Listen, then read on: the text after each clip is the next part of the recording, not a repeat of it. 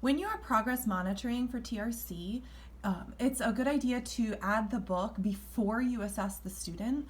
That way you can start the timer right in the M-Class application, and when you're finished, it will record the time. After the student is done reading, then you need to do an analysis of the errors and self-correction. So in this case, I'm going to look back at any of the marks that I made that do not just have a check mark. For these two, I indicated that the student read the beginning sound, or in this part, chunked it before reading it. But those are just recordings for myself to know the reader better. They do not count as errors or self-corrections because it was part of the original word. So I'm going to leave those alone. I'm going to look here. In this one, the student read wags instead of wiggles. So you can see I wrote the correct word below so that I can go back and analyze that error later. So this one, in this case, the student did not self-correct, and so I'm going to go over here and mark that as one error. And then down below here, the student read and then made an appeal, so I marked that with an A, but then was able to read the word correctly. So in this case, again, it is not a self-correction because the student did not read a different word and then correct it, so that was just marked as correct.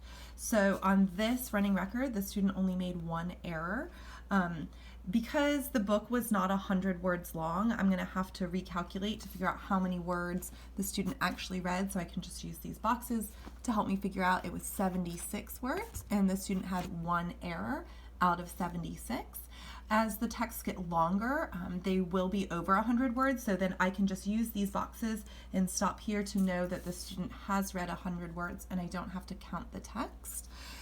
There was 0 self-corrections. I can go ahead and figure out the accuracy rate if I want to mark it down on my paper copy and record the time. However, once you get into the TRC, it will calculate that accuracy rate for you. After I've completed the running record with the student, I will need to ask at least one of these types of questions: the literal, inference, critical, and creative. So on the back of the running record, there is some questions for fiction and nonfiction that you can use, and then you'll have to score those to put into the TRC.